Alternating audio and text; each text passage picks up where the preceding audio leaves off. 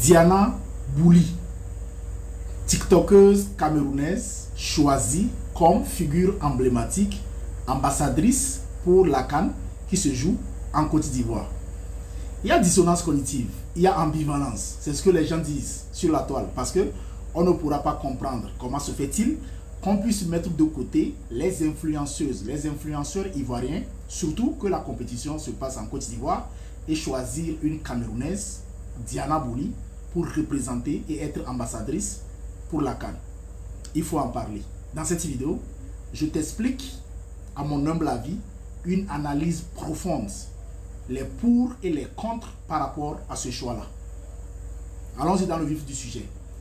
À mon humble avis, le choix de Diana Bouli, qui représenterait et qui sera la figure emblématique en tant qu'ambassadrice pour cette CAN qui se joue en Côte d'Ivoire, est un choix réfléchi et dépourvu de toute émotion.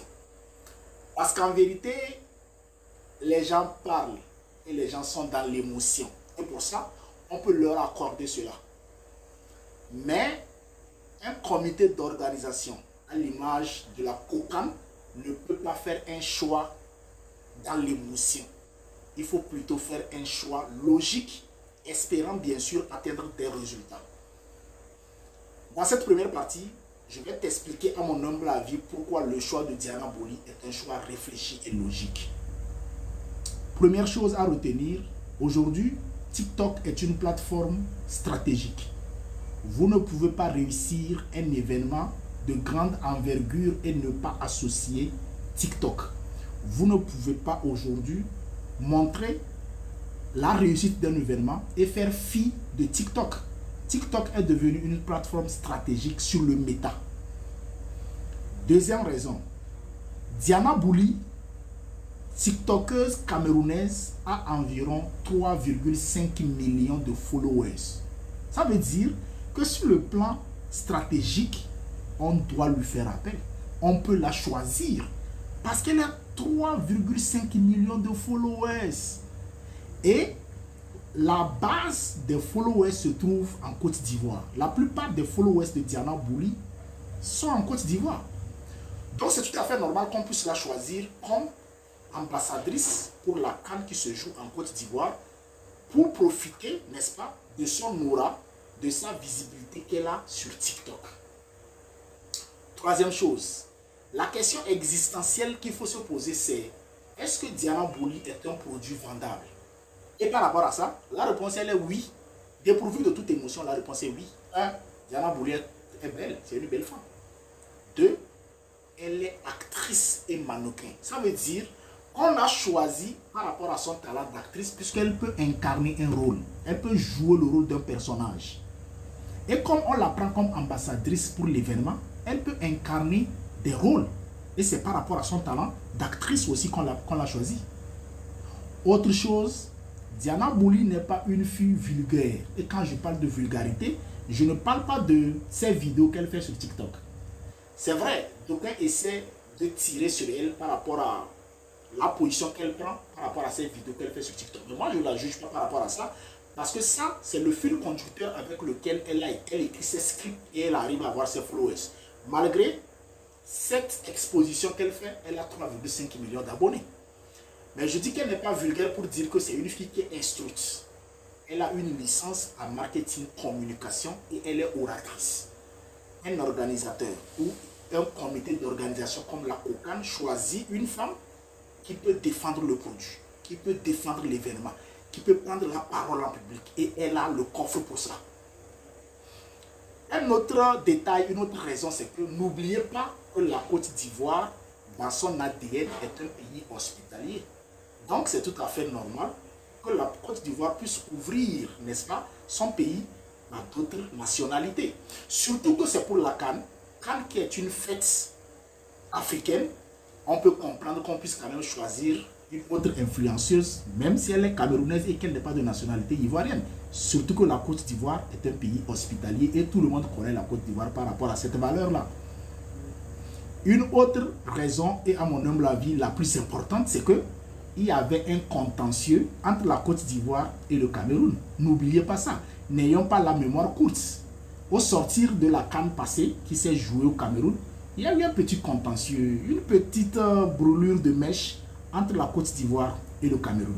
Donc choisir une ambassadrice qui est camerounaise, c'est aussi envoyer un message de paix, de réconciliation et montrer aux autres communautés que la Côte d'Ivoire est prête pour accueillir toutes les filles et les fils de l'Afrique sur sa terre. Et là, c'est un message très fort que les gens doivent comprendre.